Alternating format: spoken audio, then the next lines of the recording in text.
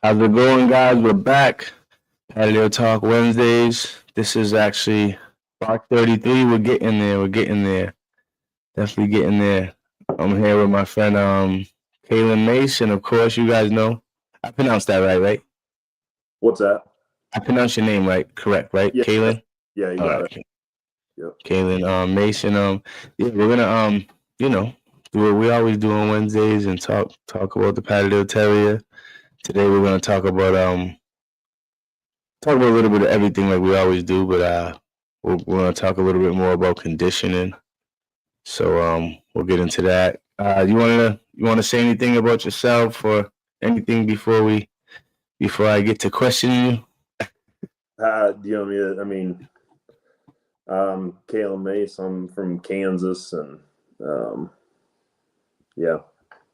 You hunt Patterdales. Yeah, that's right. That's right. Hunt with Patterdales, I should say. KFC, Burger King, or Wendy's. Pick those three options at the end and tell me. This guy. You think money grows on trees? Just order something, huh? It does, Dad. But yeah. So I just get on to the basic, just a little bit about yourself, and then we'll get into the condition in general. How long have you been hunting with Patterdales, and what made you want to get into them, and things like that? I haven't been into them a whole long time. We grew up with dogs, but then I got maybe 10 years ago, 12 years ago, we kind of got into hounds and started cooning out with hounds, doing that thing. And had a buddy that was wanting a dog, couldn't have a hound in town, so he Justin York's his name. He got a Patterdale. I had just kind of heard about him. That was probably 7-8 years ago now. Can I ask you something real quick? The coon wasn't allowed? Like it was a law or something? What's that? Oh no, the hounds.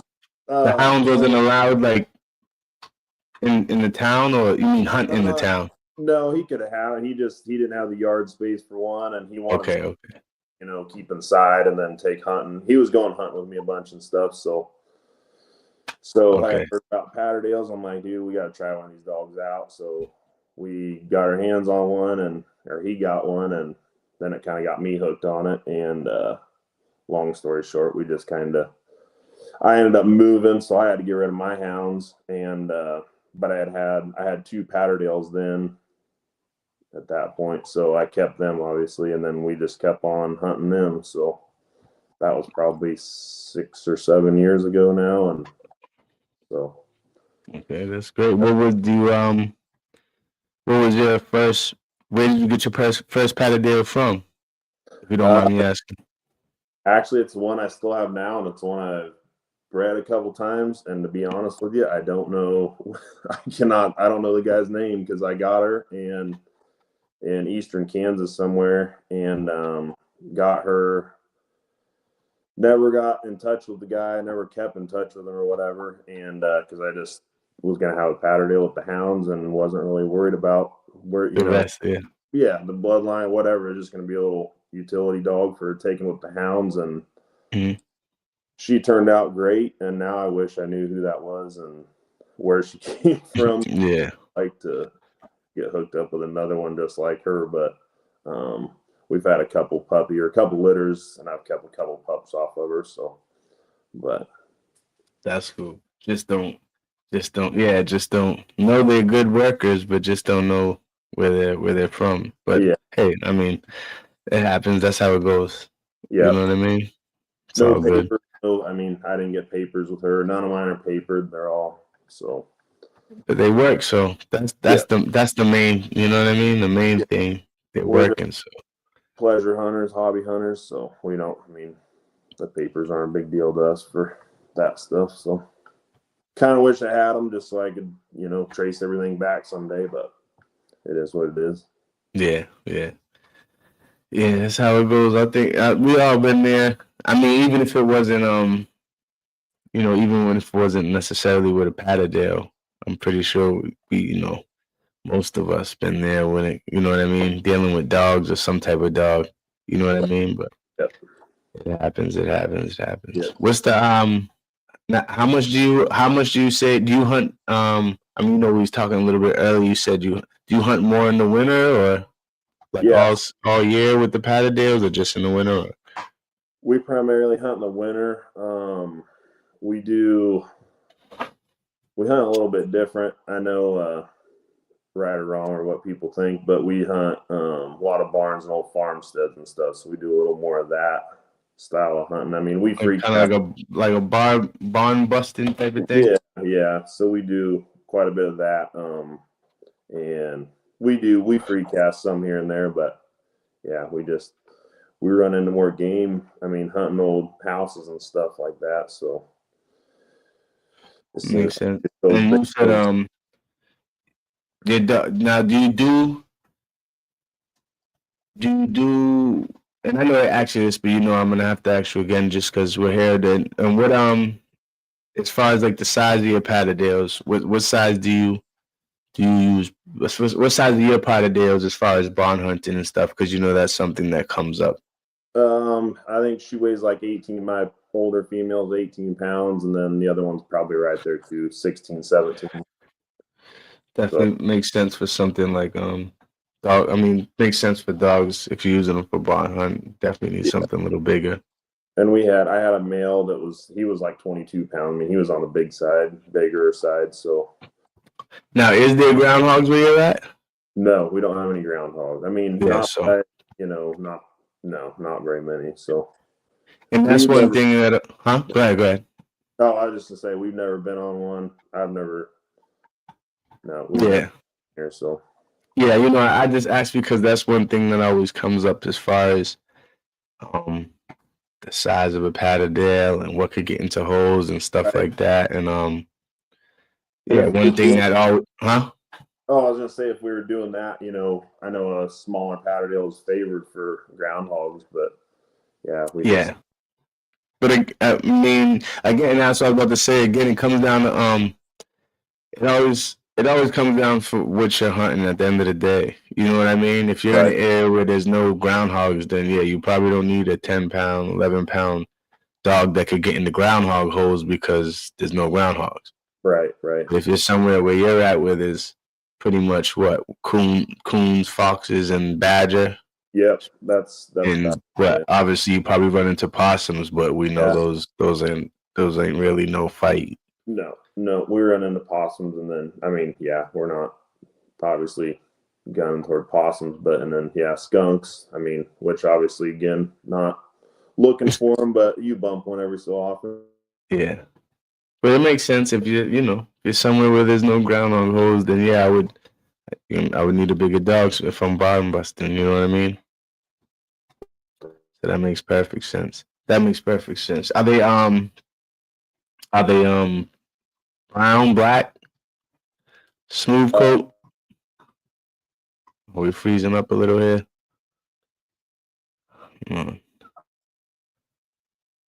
See if we could I don't know if you can hear me, but you're frozen on my end. See if this corrects itself in a minute.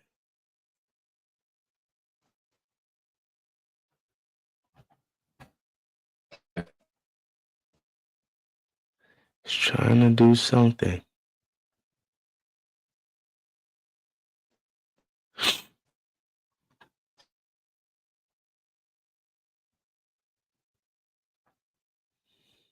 Yeah, sorry guys if you're locked in right now.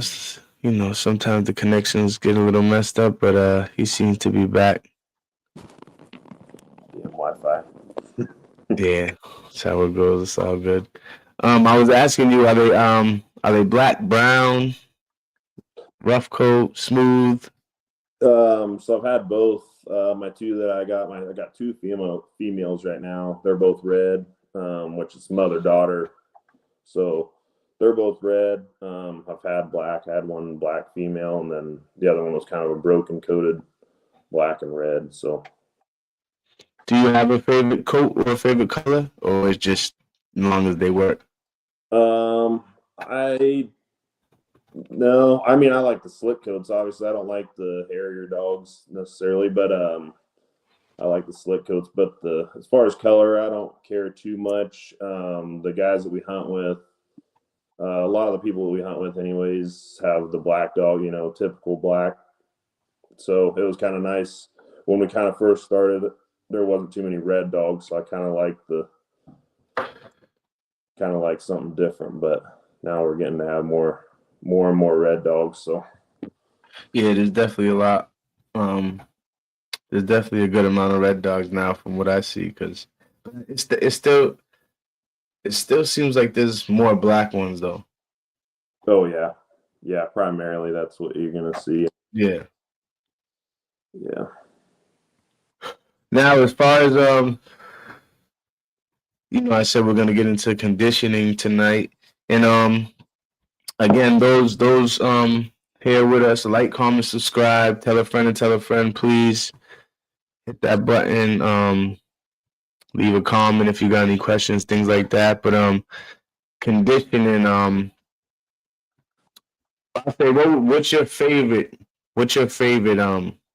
way of conditioning, or maybe conditioning tool, as far as like a spring pole or something? What's your favorite type of conditioning for your Patterdales?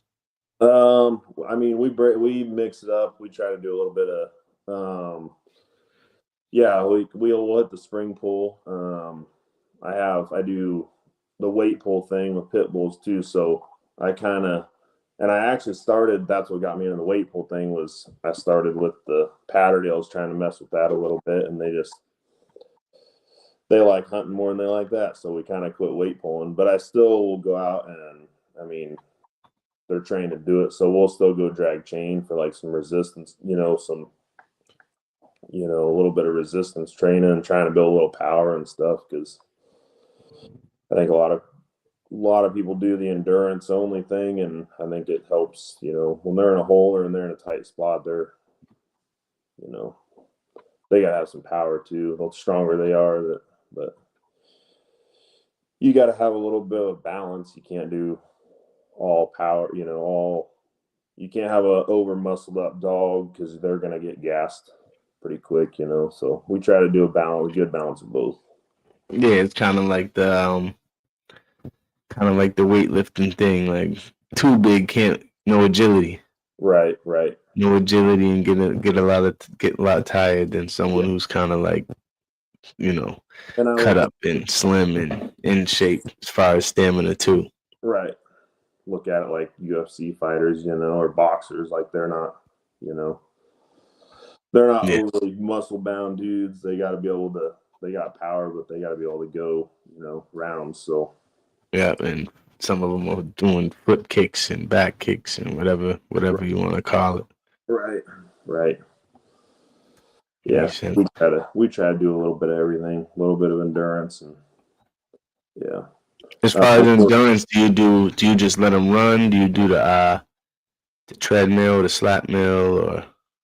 So I do treadmill some when the weather's shitty, especially like in the summer when it's hot. It gets hot here in Kansas, and it gets, hot enough you can't go run them outside. So we'll put them on the treadmill, or nights, whatever, when I come home and it's dark and whatever, you don't have a lot of time, throw them on the treadmill for a while just to get something in. But I like, we'll put track collars on them, and I'll go out in the country and we'll just go cruise down the road and just let them hunt, let them basically run in front of the truck.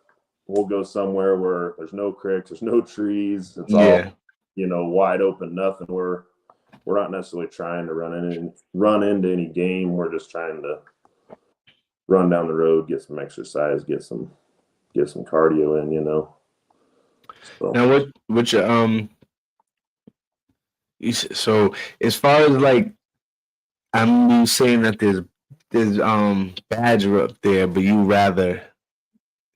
don't really hunt for those. It's kind of like, so the main thing you hunt for is coon. Yeah, mainly that's what we're after. Yeah. And go ahead. Oh, I was gonna say we ran into a couple badgers, and it just, if guys do it, then I'm all for it. But we just they is it just like just too much on the dog type thing? Type how you feel, or what's that? Is it just too much on the dog? Or they're hard on dogs. They're hard on equipment. They're hard on everything. They're tough. Those are the toughest animals we have that we've caught. Have you had a Patterdale kill one? I haven't had them kill one. Like they've been on 2 and we killed both of them. Mm-hmm. As you should. They didn't. Finish what we did. So yeah, I only ask, and I'm not saying I only ask because it comes up where people are like, oh my Patterdale killed 2-3 badger, and I'm not saying that their Patterdale didn't. You know what I mean? I'm not no one to say that someone's lying or something. I would just ask them, but it's at the end of the day, our job. It's not really these Patterdale's job to kill shit. It's kind of like a whole thing, right. We get to it, end it, move on to the next one, as we all know. And so one of them we caught was just in a hedgerow. Didn't get to its hole. I mean, they had it up on the ground in the open, and so that was kind of an accidental thing, but heard them catch something and heard them on top of the ground. So I'm like, well, shit, they caught something. So I go over there, and they got a badger on the ground, and of course, it was. So there was when they caught it was both dogs. Yeah, actually, I had 3 at the time. Yeah, so when I take them, I take all 3 of them and let them run together. I mean, just roading them, getting exercise. But so luckily they were all 3 there for that one. But yeah, I was gonna say, a nice sized badger. It put some holes in things. Yeah, it was a good one. Yep. What was the as far as like you said you do a lot of coon. What was like the hardest day as far as the coon? Like maybe it was just some big coon that damaged your dog a lot, or it was like it was high up in someone's attic, you couldn't really get to it.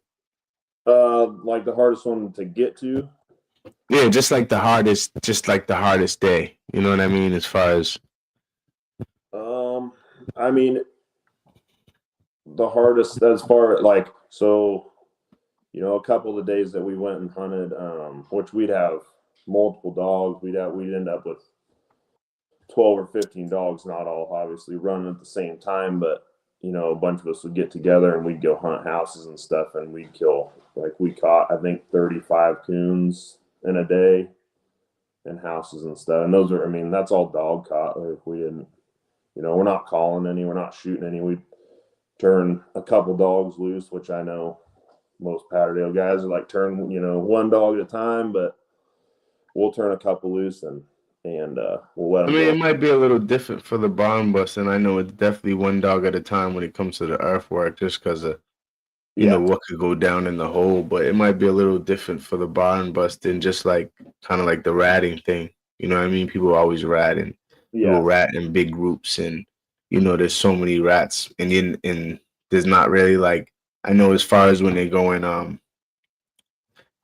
the groundhog holes, you might have a dog down there and another dog behind it, and there's been situations I've heard, I've never been there and seen it, but there's been situations I've heard with stories I've heard that where people had a groundhog down there, a Patterdale down there, and another one behind it, and the other one just started biting the shit out the dog. Yeah. You know what I mean? Or crowding it, and that dog's taking all the damage in the front and can't back up. And can't do it. Exactly. A whole bunch. Exactly. Yeah. That's so, but I think that's a little different when it comes to the barn busting, even as far as like when you're kind of like in the like the brush pile hunts, when if there's 3 Patterdales and it's a huge brush pile, I don't see why. I could see maybe if they went in the same hole, but you know what I mean? If it's a big brush pile and you're sending your Patterdale and they can run into maybe 2-3 coons. Yeah. I've seen, people send several coons several Patterdales into a nice sized brush pile, but I feel like that somewhat makes sense. You know what I mean? Yeah. Yeah, but it's, it's a brush pile. It's not in the earth, in the dirt. We've gotten into brush piles, and we don't have a problem with. I think brush piles are totally different than a hole in the ground. They got room to. It's tight in there, but they got room to move still. Like they can, maneuver around and kind of hunt. Yeah, they're used to hunting together. So, which I mean, it all comes from what they were bred for. At the end of the day, Patterdales were bred for the earthwork. You know what I mean? They wasn't really bred for brush piles. So, right. You know what I mean? And that's why they're small and. Yeah. People use them for brush piles. I've sent mine into brush piles out with other Patterdales. Especially if it's a nice sized Patterdale, I don't think you should probably send just one Patterdale into a decent sized brush pile because I could run into one coon or 6 coons. You know what I mean? So yeah. And there's a lot of times like they're pretty independent though. I mean, we'll turn, like I said, a couple, 2 or 3 loose or whatever, and at a house which they're getting down underneath the floors. They're getting tight spots where, they get in tight places in those houses, and but you may have one caught. One dog may have one caught at one end of the house, and you might have another coon caught at the opposite end of the house. The other dog, you got 2 of them caught at the same time, and that works. Obviously, if there's only one dog working, you're not going to catch both of them, probably. Yeah, right. So that makes. Do any over the years of hunting, do you have like one situation where your dog just took on some crazy damage from a big coon? Yeah, the male that I was talking about, I had to put him down the spring actually. He got 2 different scenarios. He actually had one in a brush pile, and this is kind of where he was a hard dog. Like he didn't bark. If he was opening his mouth, it was to put it on game. And once he grabbed, he wouldn't let go. Well, he had this coon. I could see him in the brush pile. He had him by the front leg, and the coon was chewing him up, chewing his face up, and he just wouldn't let go and re-grip or nothing, and ended up getting his face pretty good, and then we had another scenario this spring, and then I actually had to put him down after that, and it was not a good deal, but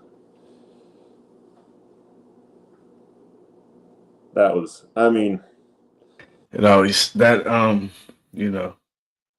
it always sucks when you have to put a dog down for any situation, but I had to ask. No, It's something we always ask.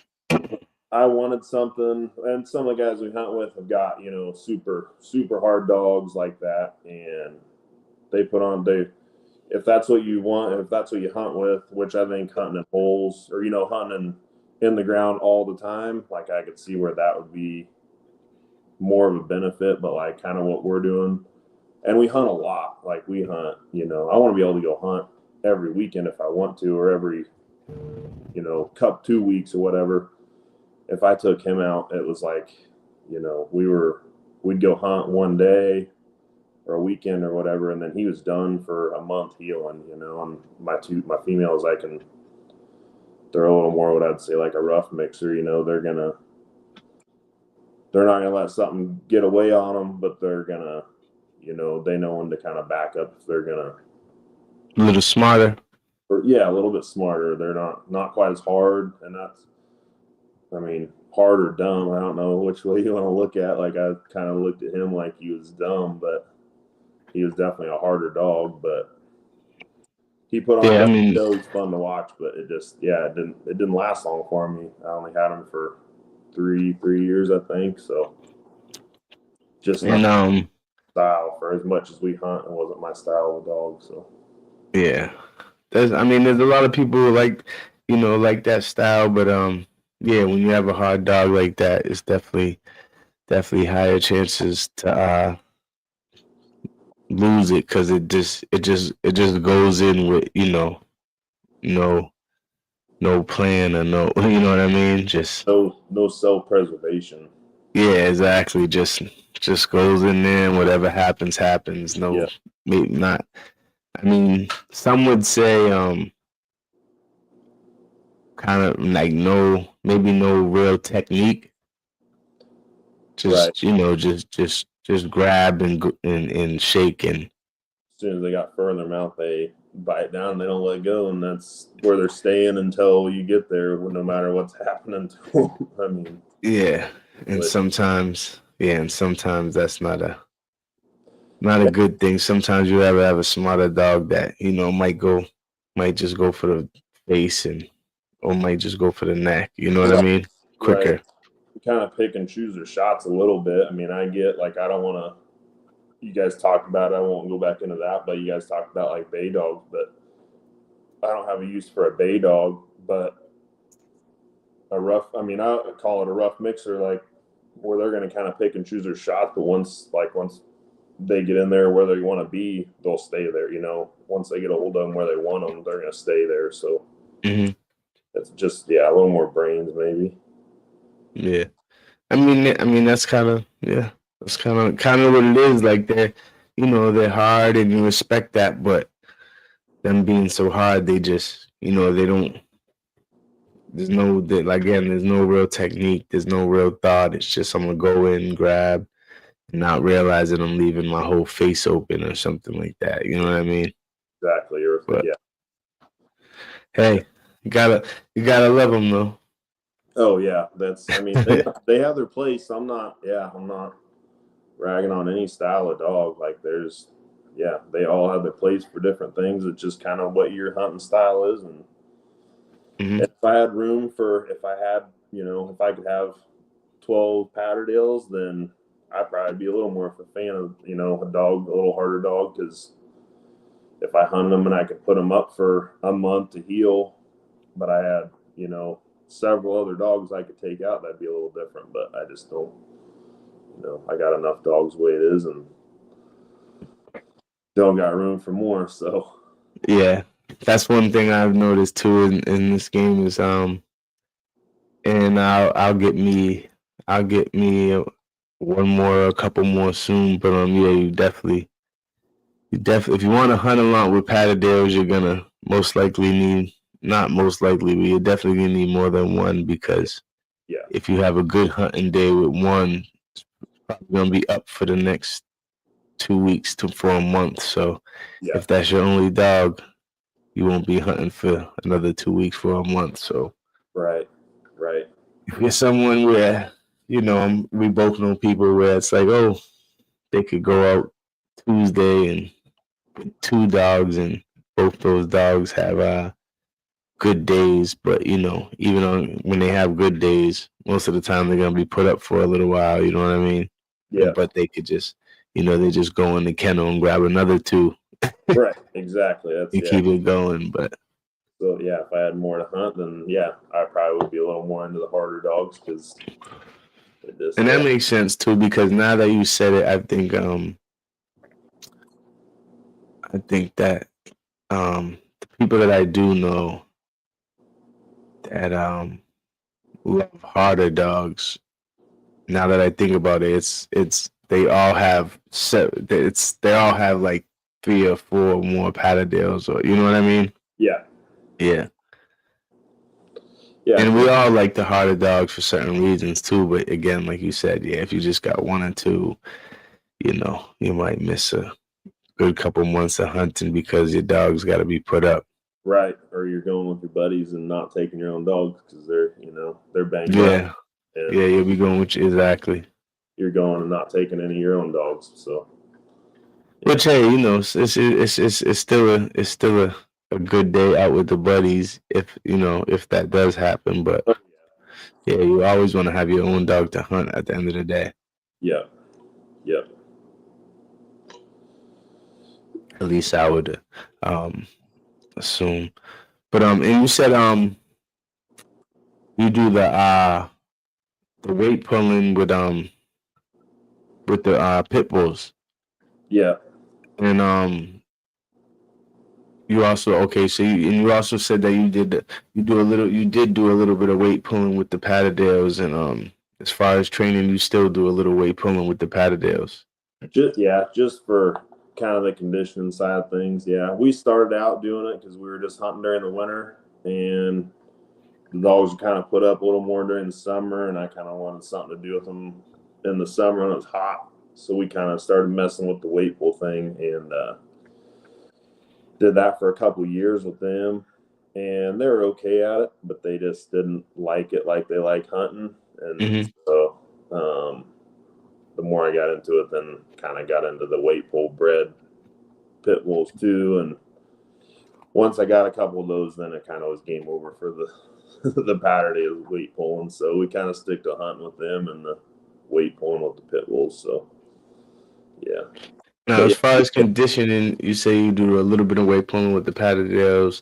Obviously, like for training, obviously you do weight pulling with the pit bulls because that's what they're doing. Is there any besides maybe the weight pulling that they both do? Is there any conditioning that you feel like is just being that they're both they're doing totally different types of work? What would you say that if there's one conditioning that just works for both sides the most? For both, I mean, probably like, so we go out and drag chain, like we'll put the weight pull harnesses on, and as far as like both, like similarity between both of them, I guess, we'll go out and drag chain, you know. Okay. So, which that's like the weight pull harness on, I don't know, weight pull harness, and then add chain, and then usually we do like window weights, and then we'll just basically go and walk the dog down the road, you know, and they got a little bit of resistance on them and help build a little bit of muscle, but just add a little bit of strength, a little bit of power, just kind of get on that side of things a little more too. Makes sense.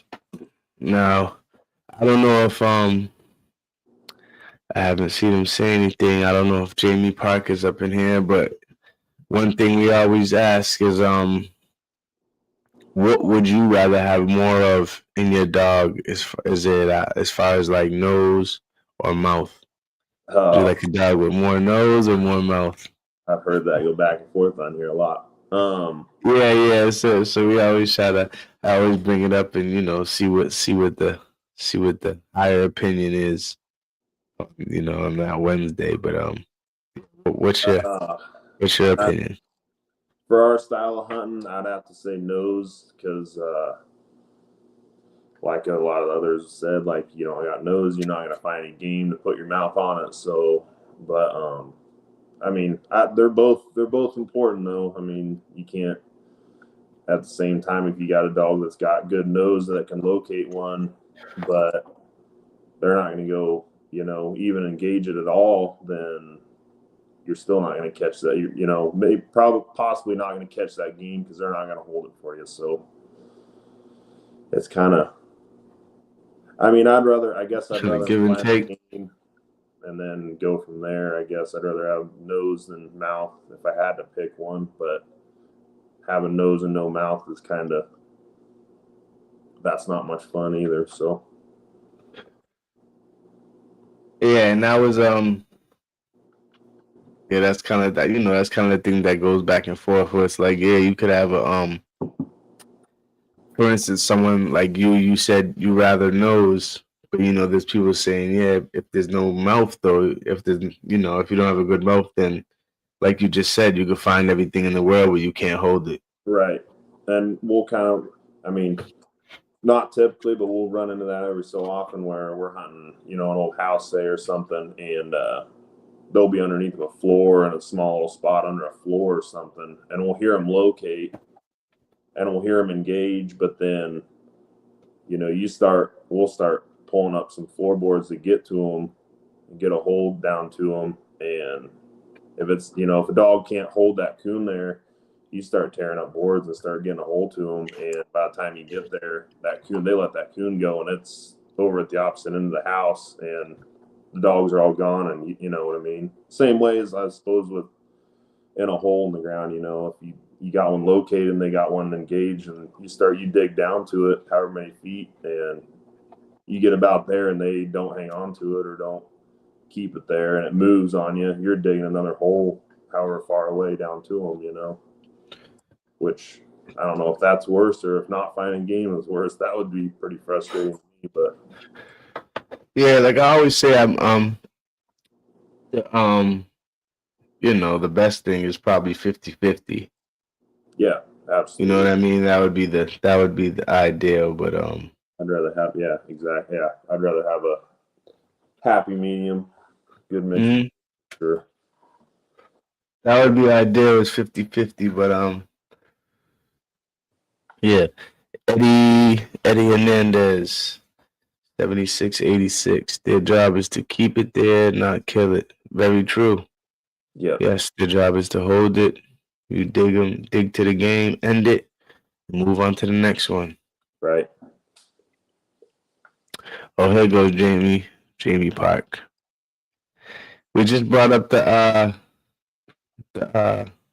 you know, the question that's the back and forth, Jamie, the nose in the mouth, and yeah, Kaylin is on the nose side, Jamie. So yeah, gotta be able to find them. Yep. So I know Jamie's more on the mouth side. Yeah. But hey, to each our own. You know, at the end of the day, we all love Patterdales, but that being yeah, said, I'm pretty sure that's something that's gonna always keep going back and forth. But again, it's your opinion. What was you gonna say? I wouldn't keep a dog. That being said, I wouldn't keep a dog that didn't, you know, that had great nose but wouldn't hold something.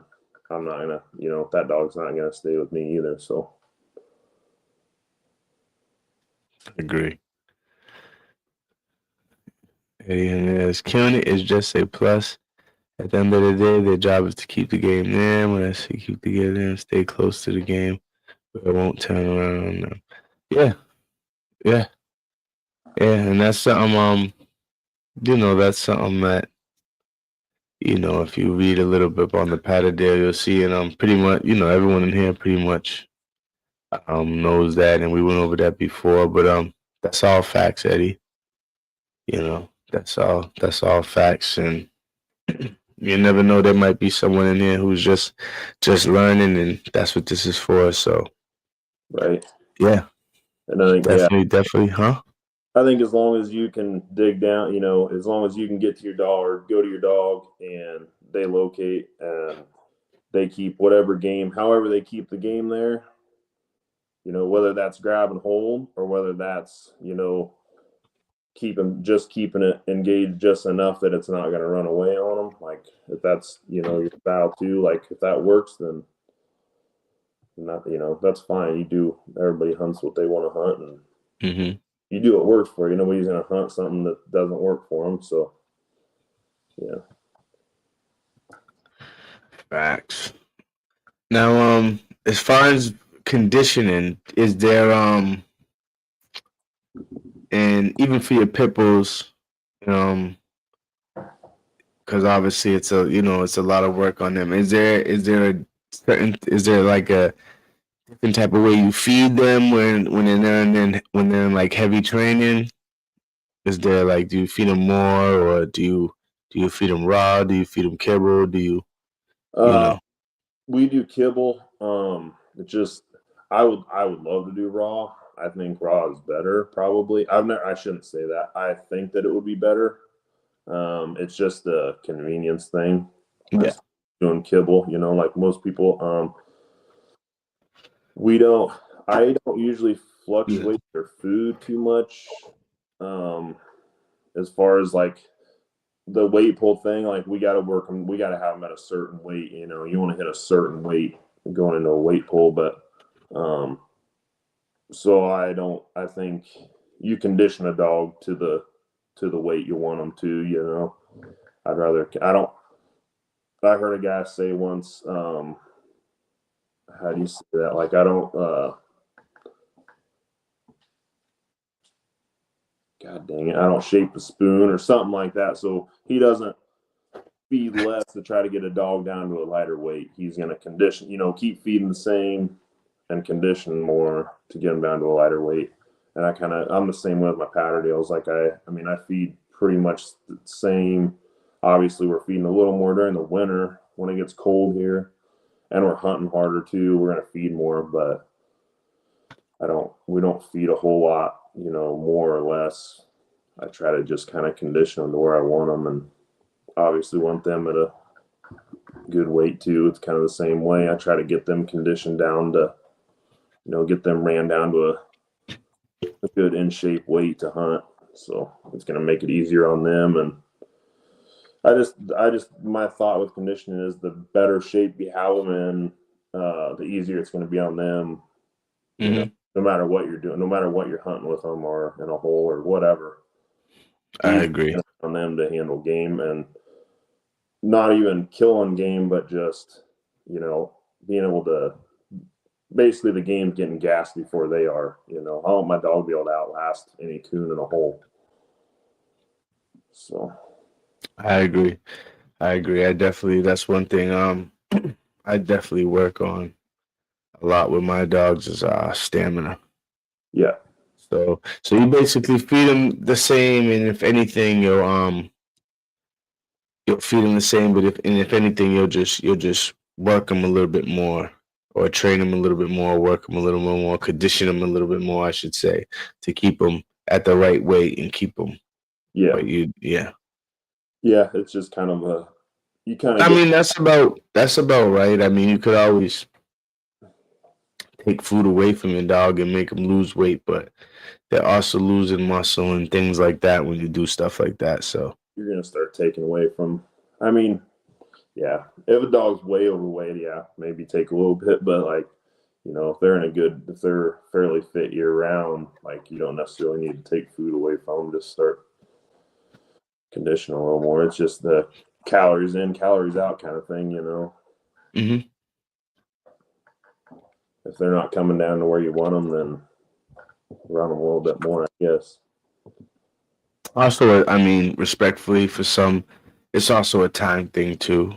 Some people might not have the time to condition or work their dogs out as much. And obviously, if you're doing something like weight pulling or something like that, then you gotta find the time, or you're pretty much wasting your time, or might even get your dog hurt. You know what I mean? Yeah. But yeah, you gotta have time for that, because I could see. And again, if you do something like, I'm just gonna lower my dog's feed, or I mean, that works, I guess, if you're already somewhat overfeeding your dog. Then if you took some food away, it's not that big of a deal because you're already overfeeding them. You know what I mean? But if you're feeding them a certain way, then I would suggest try to just to condition them more and work them out more, and keep them more in shape that way than to not feed them, because again, they're losing vitamins, minerals, muscle, etc. You know what I mean? And I want them, I look at it like I want them as lean as I can get them without losing any strength, or without losing any energy, and not losing any energy, not losing any strength. But it's just there's a fine line, kind of a balance in there somewhere that I don't know. I think it makes it, and I'd actually be curious what everybody, listeners say about they keep their dogs a little heavier. Some people keep their dogs heavier during hunting season a little bit, and I do too a little bit, because when you're hunting, obviously they're getting hunted harder, but also recovering from damage that they take, or they go hunt for a day and they exert themselves, but then they're also recovering, their body's repairing for however, couple weeks, a month, 2 months. Like, their body needs a little bit of extra energy to help it recover, a little bit. So I think I don't want to see a dog shredded down to where they look badass like that, but what happens after they hunt all day long and they don't got any fat storage or anything on their body, to help them afterwards. So makes sense. Just kind of Yeah, I mean, even if you you know, some would say, or if you're doing too much running or conditioning, your dog might. So if you got a dog that's, you know, a little bit more bigger, your dog might, you know, get a little more cut up and a little bit more slimmer, where it might not look as stronger, but it most likely is stronger and getting stronger. You know what I mean? It might not look like a stronger than a dog that's, you know, big and husky, but right. But that's the fact that it's running a lot, the fact that it's, you know, maybe pulling a lot, pulling chains or whatever, you know, spring pole and stuff like that. It's kind of like the, you know, the same, the guy who goes to the gym, he's going to get bigger faster, but the guy who's doing pull-ups is actually, you know, getting stronger, and that's actually, you know, that's gonna kind of stay with, like, he might look slimmer, but he's probably most of the time they're stronger than the guys just lifting weights. You know what I mean? Right, yeah. So it's kind of like that thing, but you know, it all makes sense. It all makes sense, and I think there's a lot of people in here that condition their Patterdales. I know in other dog worlds, it's a lot more bigger thing. A lot of to condition your dog. Yeah. And in the hunting world aspect in general, there's a lot of people who condition their dogs. There's a lot of people where their dogs just can get conditioned because they're out running and a lot of space open, you know, a lot of the time. But you know, in the hunting world, there's people that condition their dogs as far as like treadmills and flat mills and stuff like that, and then there's people that just, you know, they're just hunting dogs and they just hunt with them. They might feed them right and stuff like that, but they might not condition them too much. But again, it's each your own. But I definitely think conditioning and I definitely think condition makes a difference. And conditioning makes a difference. And I enjoy. I mean, I enjoy conditioning my dogs, getting ready to go hunt. You know, maybe not as much as hunting, but close. Like it's, you know, I enjoy just going and working dogs instead. You know, sometimes instead of we're not catching game, but we're gonna go. You know, we're gonna go condition and go get in a little better shape for when we do go to work. So, and I listen when it's time, you'll be ready. A lot of the old school, I mean, a lot of the old game dog guys, like a lot of that stuff kind of transpires into, or it kind of, that conditioning mentality kind of, listen to a lot of that kind of stuff. And as far as like the past, like I don't know if I can say on here, not the Richard Garcia, like I don't know if you know who I'm talking about, but he's an old game dog guy, but he still does. He's got a YouTube page, and I listen to a lot of his stuff, and it's a lot on just how they used to condition dogs, you know, for that world and that sort of thing. And it rolls right over to, you know, kind of what we're doing. And it just, obviously hunting, it's obviously talking about the past, but yeah, how they condition dogs, like that's, you know, the way that I kind of try to condition a lot of my dogs for the hunting side of things. So Dapper Trapper Schoolboy. Yeah, Schoolboy, yeah, Schoolboy. I actually he's got a lot of knowledge on there. Definitely not a lot of knowledge. I actually spoke to him a couple times on Samurai's channel. If you had, you know, I'm pretty sure you know who that is, you know, but people in here that are into that world. Yeah. Or, you know, still, I'm not really into it no more, but I still know the people that are into it and stuff like that. So, but yeah, Schoolboy, he's definitely a big, definitely a guy who knows his stuff. Yeah.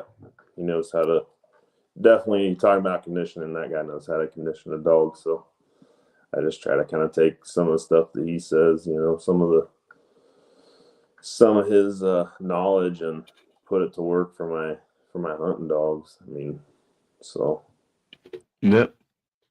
And I think that's something we all do. Like I pretty much, when it comes to conditioning, I mean, obviously training's a little different because it's totally different. But when it comes to conditioning, I pretty much condition my Patterdales the same way I would when I had pit bulls. You know what I mean? Yeah. Yeah. And that wasn't just and you know, that wasn't just for things if it was whether it was tugging or jumping, you're gonna train your pit bull, but or train your dog in general. But I mean, and any dog I have, I'm pretty much, I have a lurcher. She's pretty much gonna get trained the same way. Obviously, a little different for what she's doing, but as far as conditioning, yeah, training. Yeah, as far as conditioning, yeah, she's pretty much gonna get conditioned and, conditioned, I should say, more than training. But yeah, she's gonna get conditioned the same way I would condition any other dog, really, or same way I would condition my pit bull when I was younger and stuff like that. Right. So it's pretty much the same thing, because it all works for all dogs, and gets them all in shape for whatever work they're doing. You want to try to do a little bit of everything. I mean, you want endurance, but you want that like quick muscle, quick twitch muscles too, and explosiveness and all that. I mean, yeah. Keep going from there. Yeah, exactly. Try to balance everything out, and yeah. Now I know you said you don't necessarily know the bloodline of your Patterdales. Is there any just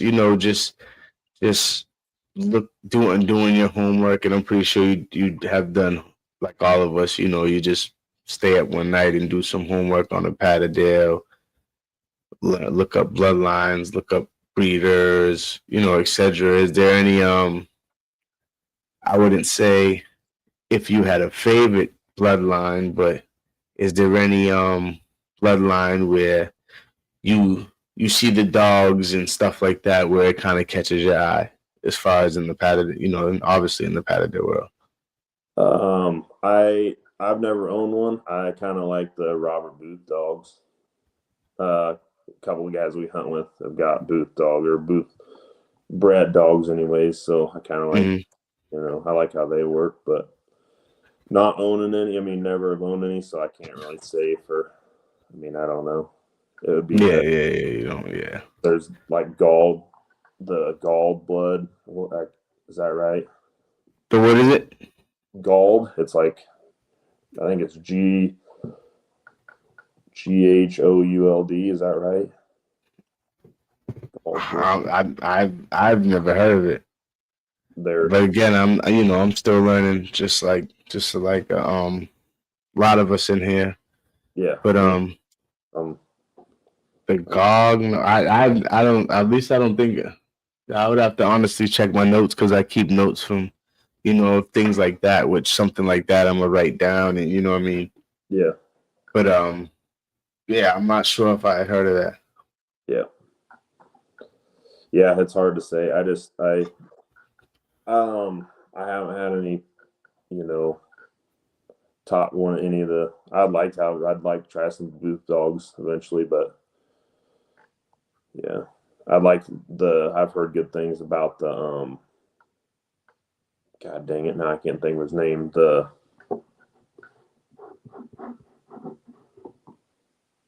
Is it overseas or in the USA?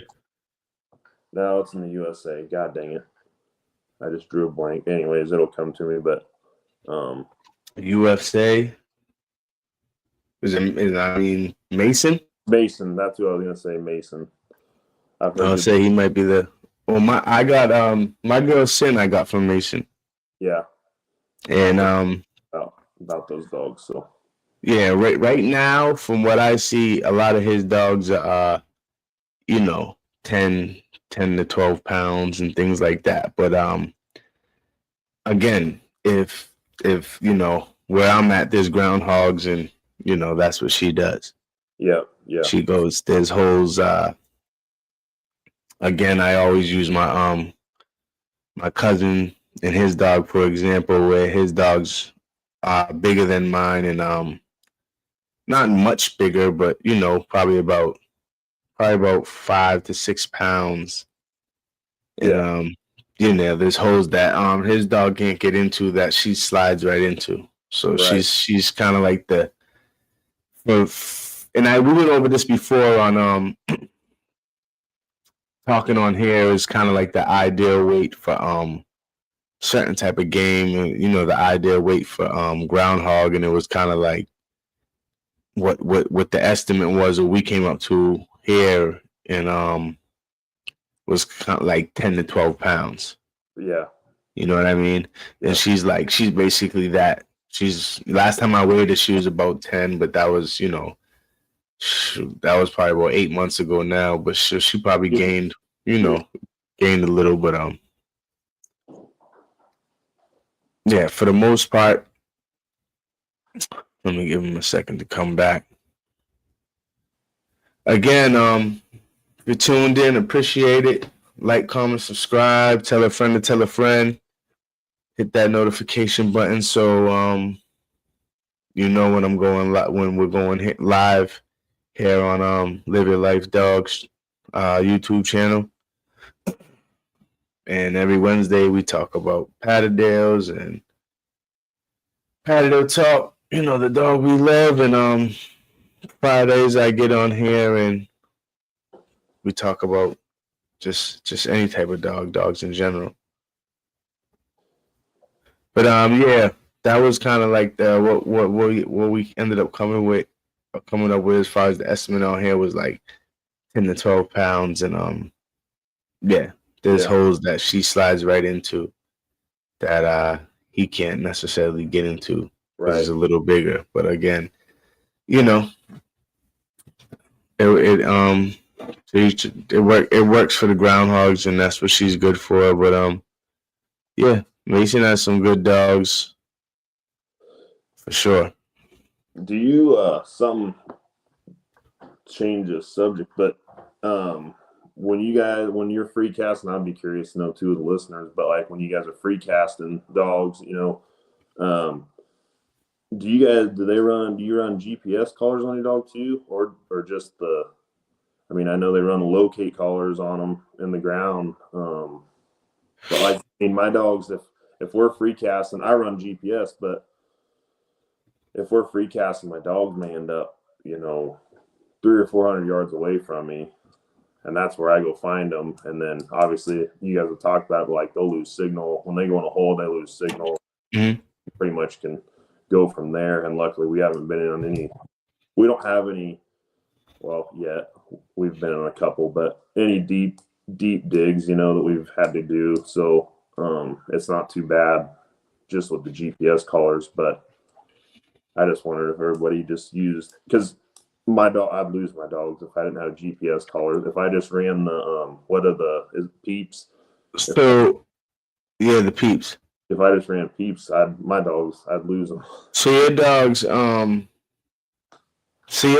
that's another conversation we had on here, but it's always good to talk about again for sure. So your dogs range out far. Yeah, they will. Yeah. All right. So yeah. So that's something that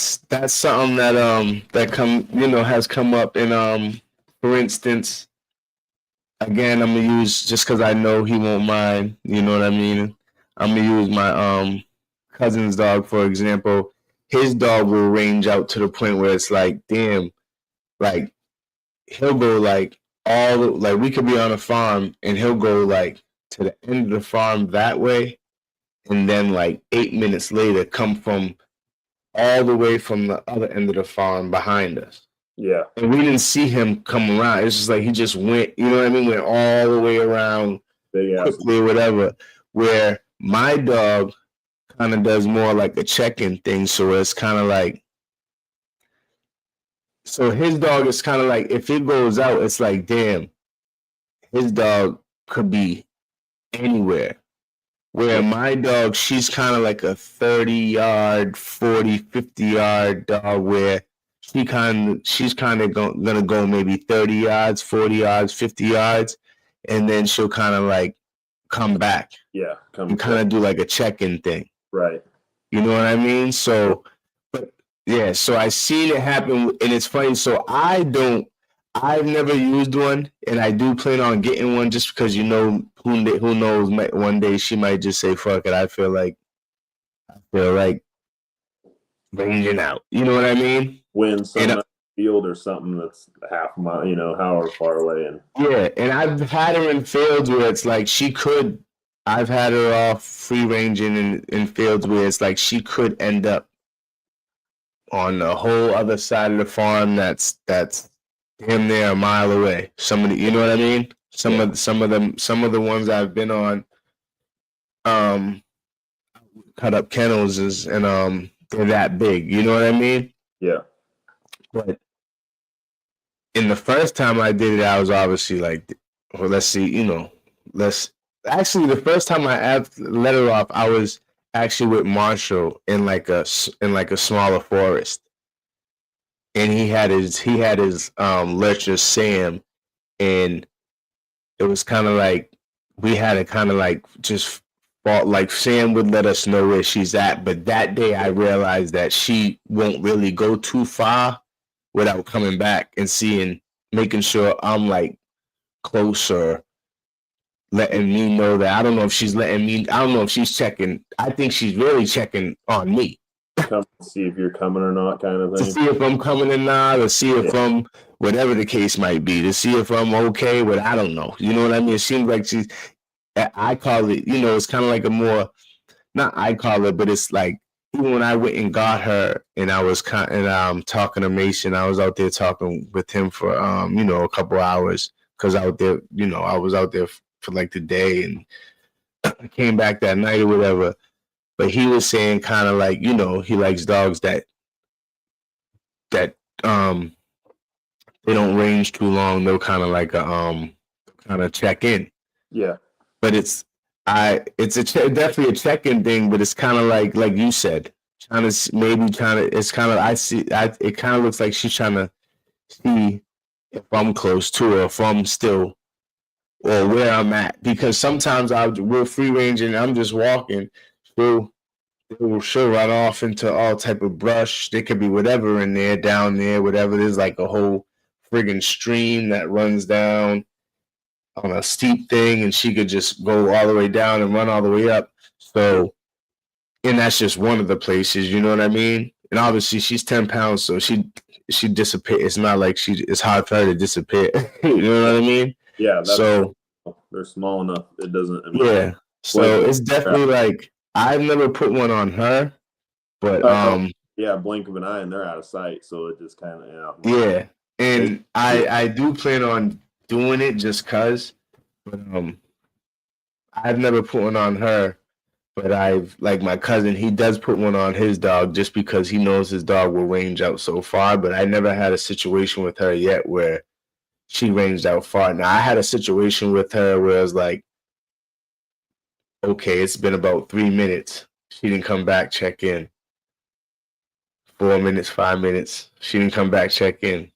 So at this point, the people I'm with, and you know, my brother, he's like, yeah, Sin didn't come back. She's in a hole.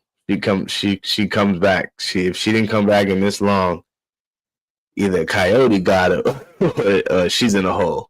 Yeah. You know what I mean? So of course I had the peeps.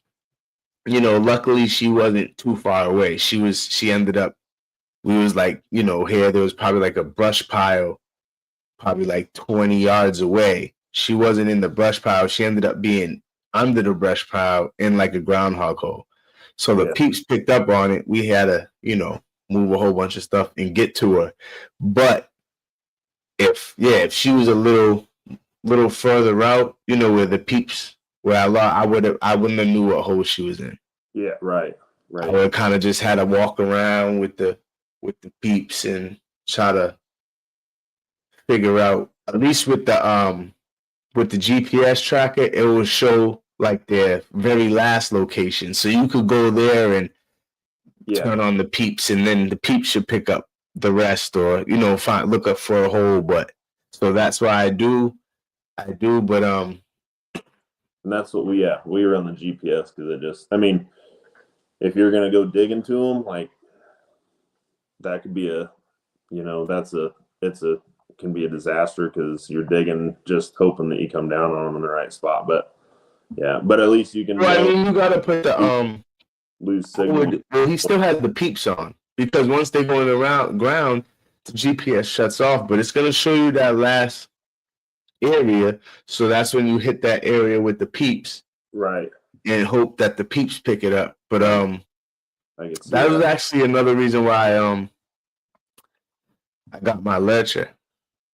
Yeah, because it was kind of and she got that German pointer in her, or the drought hound, or whatever you want to call it. I don't know if you know the drop. So wire. Yeah.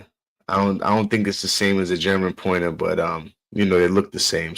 But yeah, she got the little beard and all that. But that was actually one of the reasons I got her, to see how she does as far as, like, you know, just go somewhere and we don't know. It's like, you go find her. Yeah. You show me where she's at. You're not gonna get into the hole, but you could show me where the hole's at. Right. Because you're gonna sniff her out and you're gonna be able to hear the scuffle in the ground, or the barks in the ground that are low that I can't hear into them. Damn near got my ear to the ground. You know what I mean? You can hear and smell and where she went. Yeah. Yeah, so we'll see how she does. You know what I mean? Obviously, I got her to you know, hunt with my buddies and stuff like that for bigger things. But yeah, that's one of the things I want to see how she does, as far as, like, yeah, if you know, show me. I don't know what hole she went into, so you show me. Yeah. You know what I mean? Yeah. And I've seen other dogs do it. One of my friends has a Belgian Malinois that will do it in a minute, and it gets to digging immediately. Yeah. You know what I mean? Obviously, it's not going to get in there, but it starts moving dirt immediately. And once it starts moving dirt, you know the dog's in there. Yeah. You know what I mean? Yep. Yeah, I've never. And I don't even think the guy did it purposely. I just think his Belgian was out with Patterdale so much from being so young. It's just naturally that, you know what I mean? It just, that's what it does. Yep. Yeah. Yeah, I can see that. So, but yeah, that's definitely something that came up. And as far as genetics too, because there's some people that told me that some breeders won't breed dogs that don't like check in, that range off, where they'll just go, when it's like, at that point, we're really not a team, dude. You're just, how am I supposed to, you know what I mean? You're just out. Maybe that's like, so I had to kind of differentiate between, so I used to have hounds, and I mean, that's exactly what you want with a hound. You know, you want them, like, you unsnap them, you want them gone, and don't, you know. Yeah, and that's why for the hounds, you get the trackers that go. Yeah, like you go everything in 10 miles, and yeah, and I'll come find you. And so I kind of had a little bit of that mentality still when I got the Patterdales. Isn't it kind of like the thing too, where I would assume that their barking and the way they howl helps out a lot too. The hounds? Yeah. Yeah. Oh, yeah. Yeah. You know what I mean? Like, you can kind of, obviously it's not the easiest way to track them down, but you'll get there sooner or later if there's a whole bunch of, you know, howling and barking. They're opening on track and Patterdales are running silent, so it's two. I mean, you can't even compare the two, but yeah. Still want them to go find something though. I mean, if my dogs make a loop and come back and stand by me, I'm like, you know, trying to get them to roll on. So yeah, it's somewhat the same with the Patterdales. After a while, it's like, you know, if you're free casting and then, you know, there's brush piles out there and stuff, after a while you're like, damn, find something. But I rather a dog that checks in, as far as maybe not a bigger dog, you know what I mean, but as far as like actually even a bigger dog. I mean, if you're out there for so much, for a certain amount of time, and you don't have anything, you could come back, check in real quick, and just go back, and you know what I mean? make a loop somewhere else or something. Yeah. Yeah, you know what I mean? But I think the check-in, if you got a dog that does the check-in thing, it's always good. Yeah. Because, yeah, the free range, I mean. We kind of free cast it a little bit. I mean, we still do sometimes a little bit. We got, and I heard the one here a while back with the guy that got, I can't remember his name, his dog was getting a pipe and a drain pipe in that field. Yeah, I knew you were going to say that.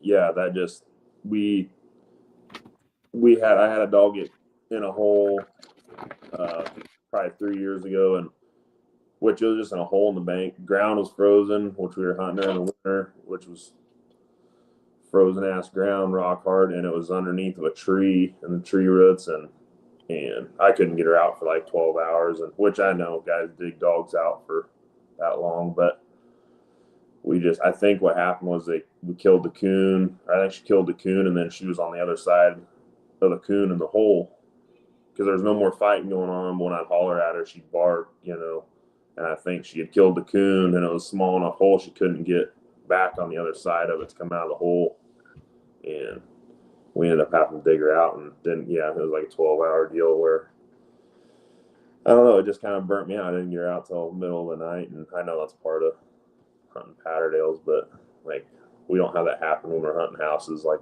it's yeah, I mean it's a part of the Patterdale, but I don't think even the people it's a good story, and they could say yeah, I hunted my Patterdale. He was in the ground for 12 hours. We got her out, but at the end of the day, yeah, no one wants to be. Again, the job is for them to get in there. You get them out, take care of business, and move on to the next one. Obviously, that's not the case if you're digging one area, one hole for 12 hours. So at the end of it all, it's definitely a nice story. Yeah. You know what I mean? And it's definitely something that you could maybe put on your little, not little, I should say, but on your I don't know, whatever you want to call it, Patterdale hunting bio. Yeah. You know what I mean? On your, you know what I mean? But it wasn't. Yeah, I don't think anyone says, "Oh, I want to go out and hunt and be digging for 12 hours." And it's digging for 12 hours and digging 6 hogs, 8. I mean, 6 hogs, 8 hogs, groundhogs. I mean, of course. Then that's different. But digging one hole for 12 hours, even 4 hours, that's probably not the plan. You know what I mean? Yeah. So and I know just a little bit. You're talking about my friend Denary. He came on here and told that story, and I want to say I appreciate you for that again, Denary, because you didn't have to do that because we all know the outcome. We all know the outcome of what happened. But and obviously it wasn't always, it was good and bad outcome. Yeah. But he's someone who free casted a lot. Pretty much, I think that's all he did was free cast. And after that situation, if I'm not mistaken, I think he said he won't be free casting again. Yeah. You know what I mean? I get it. It's just, and that's where we go with, like, when we're hunting old farmsteads. Like, I mean, we come across more game. The dogs are still working. They still have to go locate the game. For sure. They still got to go hold it till you get there. But we can get there in less than an hour, and then we can get that one dispatched, and then we're moving on to the next one. Like, we're going to go catch more. I don't know. I'd rather go do that, and the dogs are still locating. They got to hold. They got to do it all. But then, we can get to them quick, which I know some digs are probably quick, but we can get to most of those pretty damn quick, and then, we're moving on, or we kill that one and we just turn the dogs loose in that same house again, and they're going to go find another one. Mm-hmm. I mean, at the end of the day, these dogs are bred to get rid of vermin that was causing trouble. Yeah. So at the end of the day, it's still a way of getting rid of vermin. It might have been a little bit. It also depends what you're helping. Like, so you're helping people that got a problem inside their barns and stuff like that. Now, if you're on a farm, obviously you might be hunting things more like groundhogs or things that are just out in in trees or whatever, something like, because there might only be 1 or 2 barns or something like that, and there's a whole, 50 acres of farm with corn and stuff. Yeah. So you might there's obviously they're just gonna be in whole. There's not 100 barns for them to hide in. Right. It might be that one where you find a couple, but a mile away, those coons didn't make it over there. You know what I mean? So, it all depends where you're at too. But the same thing here. I mean, if there's someone who says they have coons, then we're gonna get the bigger Patterdales or the bigger dogs in general. If they have coons in somewhere like a barn or add and do what we got to do. So again, it all depends. It all depends where you're at and what you're doing. Either way, though, you're helping someone with with something that's causing them trouble. You know what I mean? Yeah. And at the end of the day, that's what these dogs were bred for. Is get rid of vermin or rodents or whatever you want to call them that are causing harm to.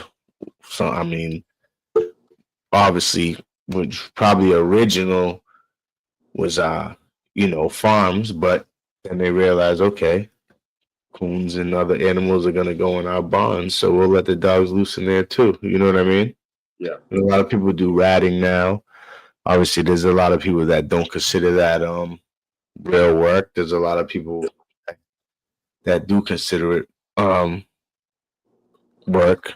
Either way, it's a type of work, even if you don't feel like it's a real Patterdale work. But again, to each his own.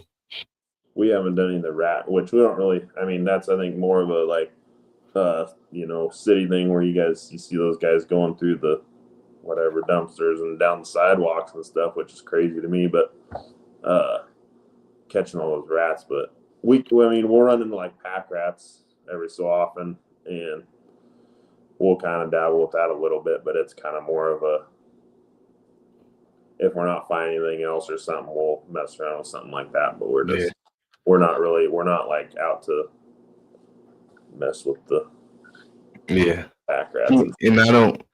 Yeah, I've never. I've used rats to train, but once the dog's pretty much. Once the dog's pretty much doing earthwork and gonna do that and ready to do that and been doing that, I you know what I mean? But I don't mind it. And I've seen same thing though. I've seen people with they got a whole bunch of chickens on their farm and there's friggin' rats everywhere. So it's not necessarily in the city either. You know what I mean? But yeah, if you're in the city, there's definitely rats everywhere. But again, the teachers don't. If you was somewhere where there was a whole bunch of rats causing problems, then you probably might have did a little ratting by now. You know what I mean? Yeah. Just because of the situation, but yeah. I mean, at the end of the day, still Patterdales were for the earthwork.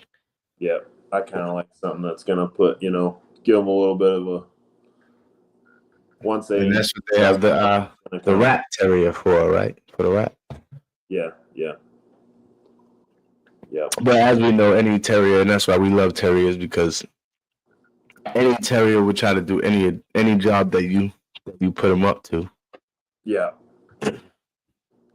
Even if it's something that's ridiculous for their size or whatever, they got the terrier in them. They'll try. They'll try to do it. They would, yeah. Yeah. They got more prey drive than any. Tell you what, the Patterdale got more prey drive than any coon dog ever had, any hound. I mean, they got. Yeah, Patterdale's a little psychos. If they were big, it'd be a friggin' problem. Yeah. You know what I mean? That's why. About like a pit bull. They were big. I mean, that's what I look. They're like miniature pit bulls about. Yeah. So. Yeah. Right, and that's what a lot of people say. You know, they're miniature pit bulls. Yeah, that's what they remind me of. I mean, little higher strung, and I'm just gonna say that's the only thing. And you do get pit bulls here and there that are just that are high strung too, but Patterdale's a little bit more just. But I think that's just like the little dogs thing anyway. yeah, Because there's a lot of little dogs, not just the Patterdale. Obviously, Patterdales are more high strung for the hunt, but there's a lot of little dogs that are just high strung in general. yeah. You know what I mean? Like they don't have quite as much of an off switch. Like yeah, just sporadic, just you know, just high strung for no damn apparent reason. Sometimes with the Patterdale, we know the reason at least. Yeah, you know what I mean. Yeah, that's what I know. Some people and teach your own. I don't keep mine in the house because they just they stress me out in the house because when I want to sit down on the couch and chill, they're like stand there vibrating on the couch. They can't hit the off switch. So I've let me see what you can condition them all you want. The one thing you're not going to do is give them love. If they don't, give them heart. All right, huh? Oh, so not one thing you're not going to do is give them heart. So I said love. Trying to condition heart into a dog, but that's not what I was. I mean, no, the heart. Yeah, that's sure that your dog's going to have heart before Would you say that in Jamie Park and Caden, would you say that heart has to do with something with DNA though? Yeah, I would say it's genetic or something they're born with. Genetic, yeah. Those long, difficult days can tell you a lot about the quality of your dog you are feeding. Some of those 30-minute alarm clock on them. Yeah.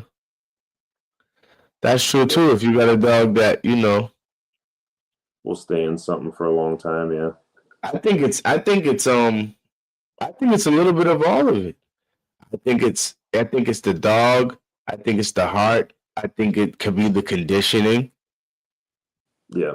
You know what I mean? If you have a dog that you know what I mean, if you have a dog that's totally out of shape and a dog that's friggin' conditioned like Derrick Henry, then I'm guessing that dog that's more conditioned is probably gonna move a little bit more dirt, last a little longer, breathe a little better, be less tired. Huh? What is that? That's what I thought goes so your dog's got heart, but I want, you already know your dog's got heart before. You're not going to try to condition a dog to make them a better hunter. That's the only reason why you're working with him. I agree. I guess what I'm saying is I agree with what Jamie Park said. You can't condition heart into a dog. That's something I think they're born with, and hard to stick in something. It just makes it a little easier for them, if it does get into the long run, where if they're, in shape. If they're in shape, then obviously they're going to be able to. They're not going to fall out quite as quick as a dog that's not in shape. So now, would you say what as far as feed? Do you think feed will come into play as far as a dog where it's like, okay, you got a dog that they might both eat the same, but you got a dog that's eating not eat the same, they eat the same amount. But you got a dog that's eating kibble and you got a dog that's eating, raw. He's eating all that, that beef liver, the kidney, all that good stuff. And he's taking in all the vitamins and nutrients. Yeah, I think that. Do you think that comes into play too, as far as you know what I mean? I think eventually, I try to feed I feed next level, which is not it's good food. That's good food for sure, yeah. But I think if you're feeding if you're saying raw versus I don't want to old Roy, something cheap, something the cheapest shit you can buy. Of course the dog on the raw is gonna, you take the same dog and do the same, the same dog and feed it raw and feed it a cheap kibble, like that dog is gonna outlast.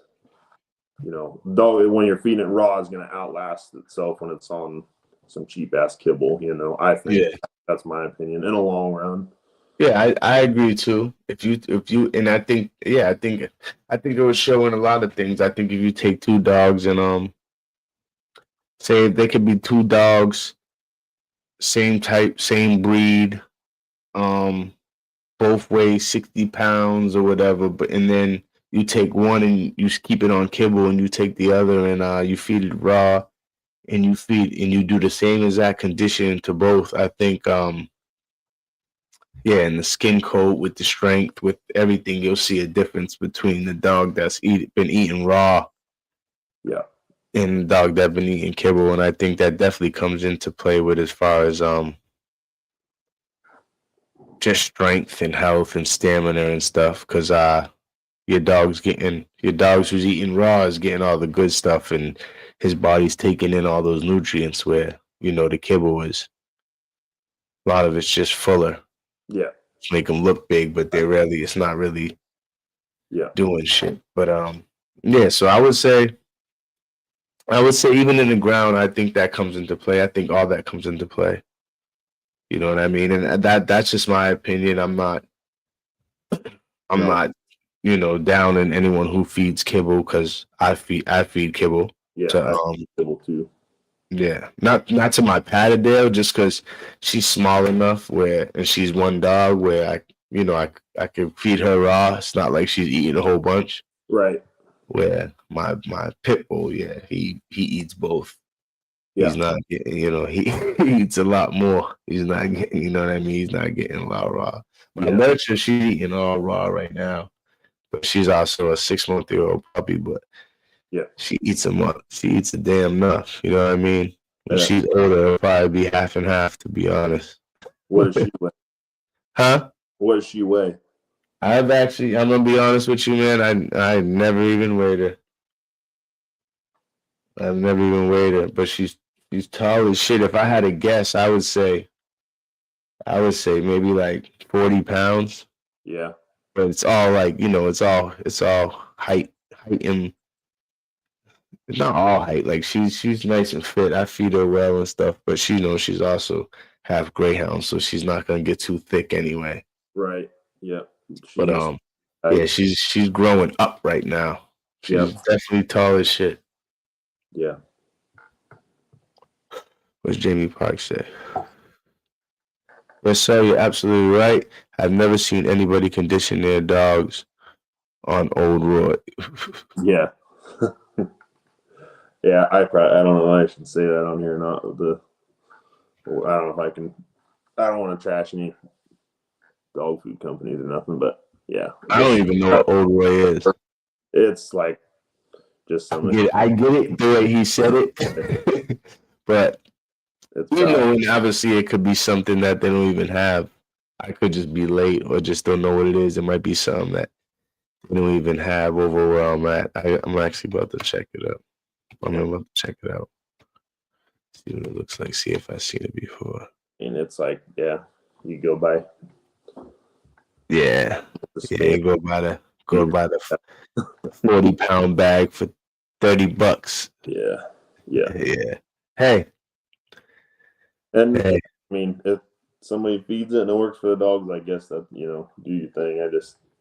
I think if you want your dog to perform, I look at mine like, all my dogs, like, I look at like professional athletes. You don't see professional athletes going to McDonald's every day, so I'm like, yeah, the ones that do have short careers. Yeah, like if you feed them how you want them to perform, I guess. So yeah, I'm looking at it right now. It's not that much more. You don't got to feed as much. You buy a little more expensive kibble, you don't got to feed quite as much. So you're not, you're not saving as much money as people think buying cheap dog food. Like, you got to feed more of it, so you're not saving. Some of it, the whole thing is, though, there's so much. It's kind of like the Burger King thing. Like, there's so much bullshit in it that it will it will put weight on your dog, and even if you're feeding the same amount, you know what I mean? But I mean, this shit starts with this old Roy stuff, and it is what it is. We're gonna talk. I ain't really trying to put I don't know old Roy, but it is what it is. This starts with ground whole grain corn, so yeah, that's crazy. Yeah, and it's 21% protein, minimum 21% protein, and if you know dog food stuff, you want something that starts with at least 25% protein and up. And there's a lot of garbage dog foods that do have 25% protein and up, but you gotta see what the ingredients are. But if the first ingredient is you want the first two ingredients to be a real meat, you know what I mean? This is whole grain corn, the first ingredient. That's kind of crazy, but to each his own. But I guess at the end of the day, it's better than your dog not eating. So, you know what I mean? I've been there before where, you might not be able to afford the best stuff. So, it is what it is, to each his own. As long as your dog's eating and you're taking care of it, doing the best you can. Yeah. Because as we all know, there's a lot of people who are not. You don't got to go buy the most expensive bag of dog food because sometimes that's not the best either, Yeah. Put a fancy label on it and definitely got to do your homework. Still can be garbage, so. Yes, definitely got to do your homework. Definitely got to watch out for the recalls. Definitely got to watch out, like you said, just for just got to pay attention to the ingredients, because if it's just like anything else, if the name get big, then it will sell, but that doesn't mean it's actually good. Yeah, exactly. So, what kind of kibble do you feed when you do feed your? I feed my pit bull. He's the only one that eats kibble right now, and he's actually allergic to fucking like chicken and stuff. Oh no shit! So that bullshit going on with like, these pit bulls and stuff. So, but or something. Huh? You do like salmon or something, like the salmon blend or something? I could do salmon, or I do anything with beef. And sometimes I don't even know if honestly, I don't even know if he's allergic to like, I think these dogs are more allergic, and this is a whole nother conversation, but I think dogs are more allergic to the bullshit that they put in chicken now. Oh yeah. You know what I mean? Mm-hmm. Not actually like if, you know what I mean? Yeah. But yeah, so I just get everything as far as dog food. I just get fish based or beef or lamb based. You know what I mean? Mm-hmm. But I feed him right now. I'm feeding him Rachel Ray's. Yeah, the Nutrish or whatever. I give him the Rachel Ray's beef or whatever, and I kind of, I can say it here because it's not no big deal, but one of my buddies gives it to me basically for free. So yeah, I'm not gonna say no. And it's not obviously, if you know dog food kibble, it's not the best, but it's decent, and it's definitely decent for free. So yeah. Yeah. But then I do feed him raw, but it's just either beef, fish, lamb, pork. So you kind of supplement in with anything but poultry, basically. Anything like chicken, duck, turkey, all that type stuff will break them out. So I just feed them, everything else. Yeah. That's kind of what we do. I mean, we supplement, we'll feed, we do some raw, but it's, mainly kibble, but we'll throw raw in there too. But yeah, I do the raw with like I said, with Sin, because she's just, she's a drumstick and a couple chicken gizzards, and that's all she needs. But she's not. You'll call McDonald's, but you won't call her. Yeah. Oh. I think we did talk about This must have been before I got into it. Yeah.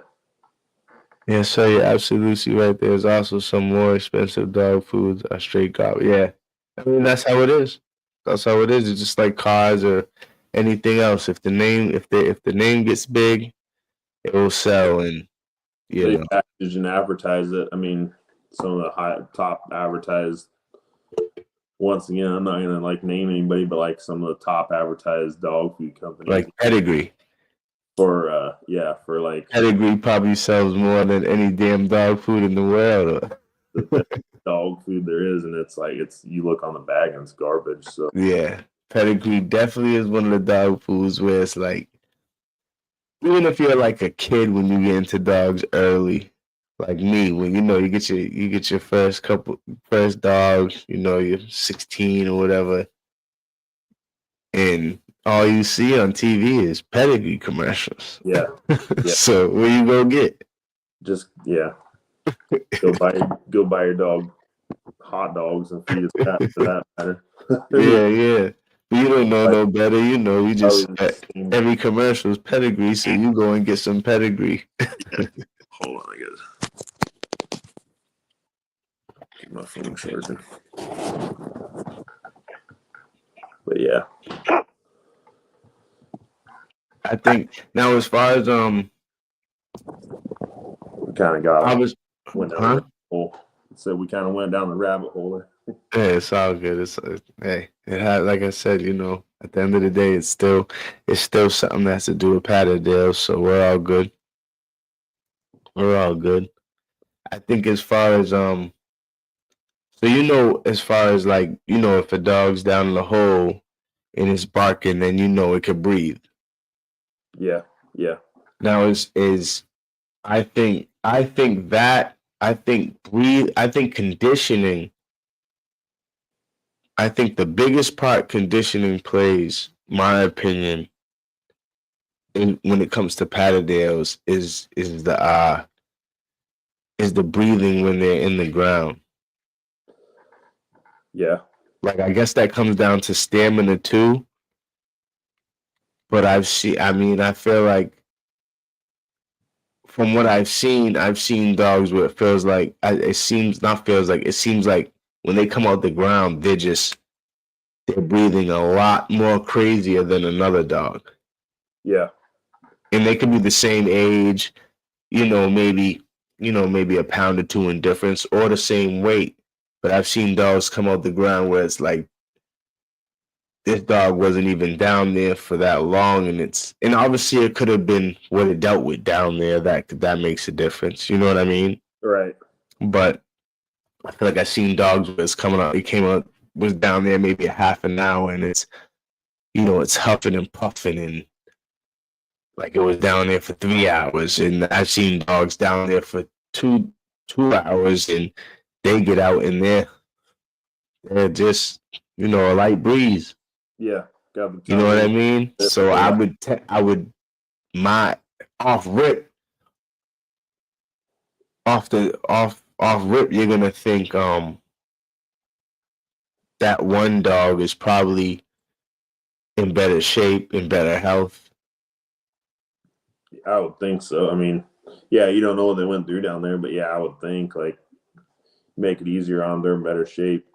And I thought about that too, as far as like just conditioning dogs. It's like, I think about put a dog on the mill for however long you want to do it. You get them breathing hard, and then go throw them on the spring pole when they're already, they're not blown out, but they're breathing good, breathing, got the tongue out. Then go throw them on the spring pole and let them get used to, working a spring pole when they're tired, when they're panting, when they're tired, and when you're already exhausted, starting to hang on, when they're trying to breathe too. And I think it helps them breathe when they're, and they got something engaged in a hole and they're tired, and it helps them hang on because they're already used to that. They've done it at home. So I'm gonna be honest with you. It makes perfect sense. I've thought of it maybe in other ways, but yeah, it's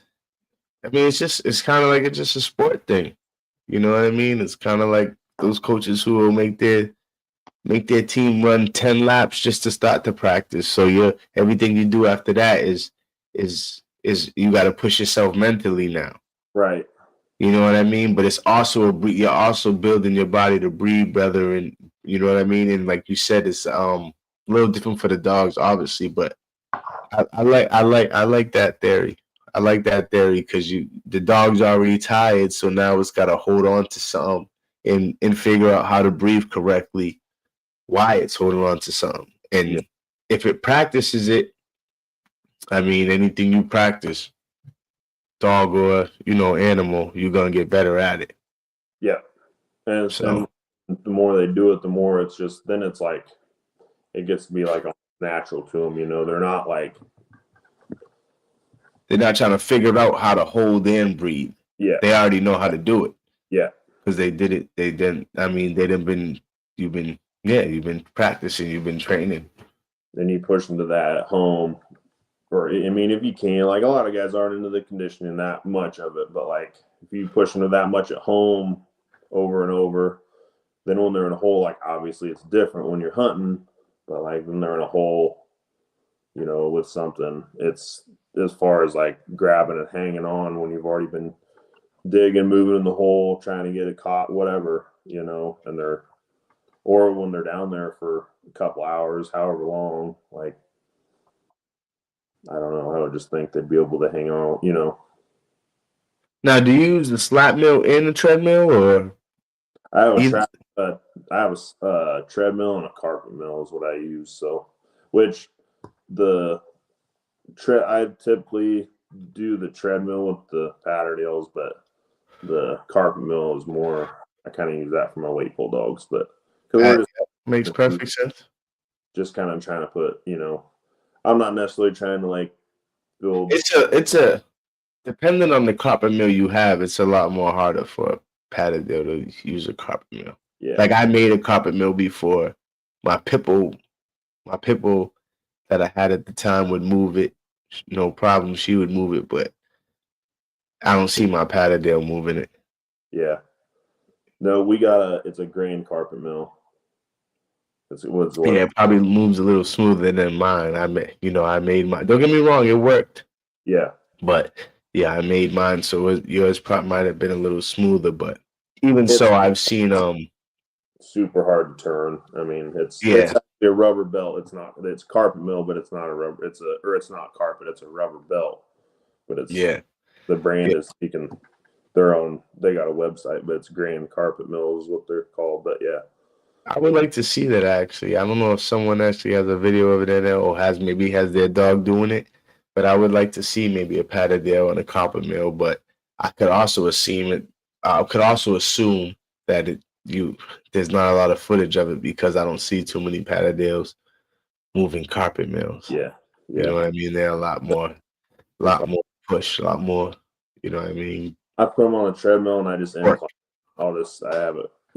I got some boards stacked up under the front of it, so it's inclined pretty good, and that's kind of what we do. I mean, they love it. They come. I mean, when I let them in the back door, they know what they're doing, and they run inside.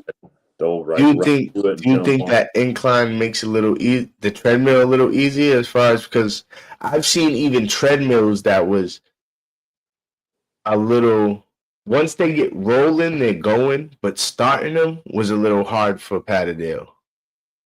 Like a slap mill, you mean? I mean, not my fault. I said a treadmill, because I have a treadmill, so I'm always thinking treadmill, but I'm a slap mill. I've seen slap mills where it was, don't get me wrong, once they go, they glide, but to start it, I've seen Patterdales maybe have a little trouble starting it, just, just off the push. Yeah, I could see that a little bit. Usually they run a slap mill like flat, Yeah, but if I could see if yours is on a slant, it could also help because mine's it's a treadmill. It's an E-mill. Okay. So I can turn it on to whatever speed, and I just put them at like a fast trot is all. Yeah, that's what I do. I have a dog pacer. Yeah. Yep. Same. Yep. Same. Same thing. And so in what do you, as far as time, as far as, So say if you said a trot, so I would say that's what, 2.5 miles? I mean 2.5 mile per hour as far as speed. They were doing like 4 is what my dogs were doing. Okay. And how long would you do that for? Just depends. Like we'll go up to an hour doing that. Okay. I mean, so it just depends. I think the treadmill is a little bit easier. I don't feel like you take them out and run them down the road for an hour. I feel like they get in the truck and they're like, they got more workout from that, obviously, than running on the treadmill, even though it's inclined. But yeah. You think so? I think so, yeah. And when we're running on the road, they're bobbing and weaving and jumping and turning and doing, they'll sprint for a little ways and run together and slow down, stop and then sprint further. But do you think, I think, yeah, see, that's something we gotta, because I agree with you as far as like the sprinting, but the fact that they get to stop and take a breather, where on the treadmill, they're going for an hour strong, no breather. Yeah. Yeah. And I mean, yeah, don't get me wrong. Like, it's not like they get off and they're just like got their mouths shut and go trotting through the house. Like it works them. They've got the tongue out by the time they're done. And that's more or less, that's half the reason I do it, is because they start driving me nuts if I don't have them out enough or don't do something with them enough. It's like they're driving me nuts outside. So I got to bring something with them. Like, we can't go hunting or we can't go do something. I'm like, you can get on the treadmill for a while and blow some of that energy out. Yeah. So definitely helps. And as we all know, these dogs are full of energy, so yeah, definitely sound like the treadmill or a slap mill or something like that to get some energy out of them. If you don't, if you can't get them out for a certain amount of time a day. You guys make me feel old. I still use a tabletop. Like a turntable. I don't know what Jamie's crazy. Like an old style like turntable where they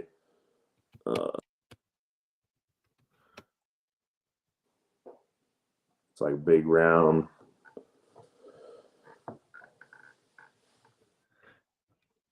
Wonder respond, but yeah, same sort of thing. It's kind of like have you heard of a like a cat mill or like a Jenny? Yeah. Yeah. But that's, turntable's a little different, but yeah. He's lying though. He's not using one of those. There's no way. You don't think so? Nah. He's bullshit. Jamie Park's always joking around. I figured he's still using the turntable for the. I mean, maybe. Dudes do it. I don't know. Yeah, maybe. Maybe you never know with Jamie. He's always joking around. Yeah. But yeah, man, we've been in here for an hour and 50 minutes now. Anything else you wanted to get into before we get up out of here? And I just want to say I appreciate you for coming through and talking to us about your experience with the Patterdale and your Patterdales and things like that. Anything you want to say before we get up out of here? I don't think so. We kind of went down some rabbit holes, but it was good. So I appreciate you having me on, and yeah. All right, man. Thank you, man. This is Kaylin, and Patterdale Talk Wednesdays. We'll be back next Wednesday, and we'll talk, man. Then like, comment, subscribe, please. Hit that like button. Hit that subscribe button. Tell a friend and tell a friend. And take care of your dogs, people. Thanks again. Till next time.